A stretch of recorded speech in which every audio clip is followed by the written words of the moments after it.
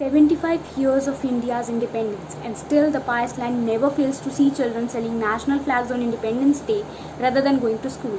A land where Saraswati Pujan is a day of great significance, celebrated with even more pomp and show, on the same night that same Saraswati is forced to share bed unwillingly. A land which is epistle of secularism, but formulates inhumane laws, labeling refugees as danger on religious grounds. A land where manual scavenging is still profession for many and casteism still rampant. Can we proudly say we are independent? Is it feasible to just be constitutionally independent? Absolutely no.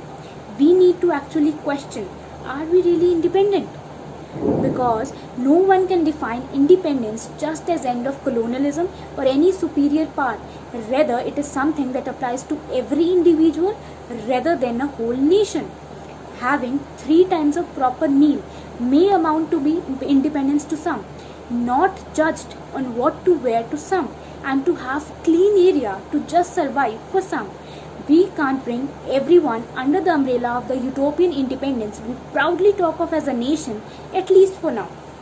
We have become so immune to it that we turn a blind eye towards it.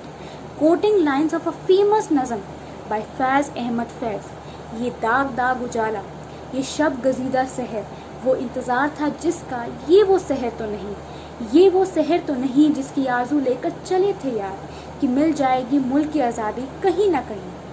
Maybe there exists a total of 100,000, 200,000 or even a million people in the country, those who enjoy all kinds of freedom. But if asked, do entire 1.39 billion of population enjoy the same thing?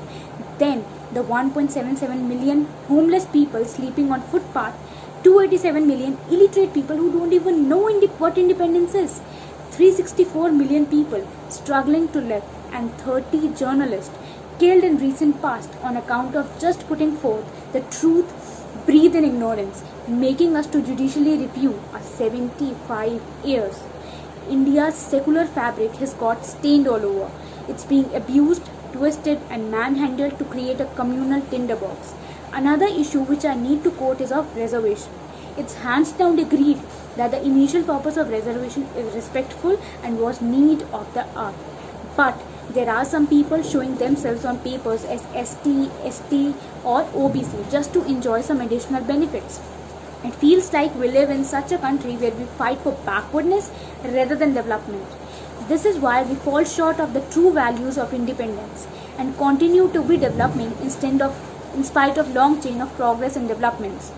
We have arranged a society based on science and technology, and this combustible mixture of ignorance and power sooner or later is going to blow up in our faces.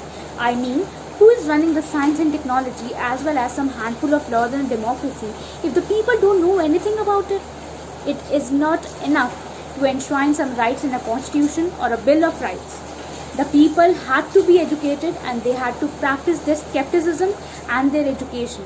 Otherwise, we don't run the government runs us.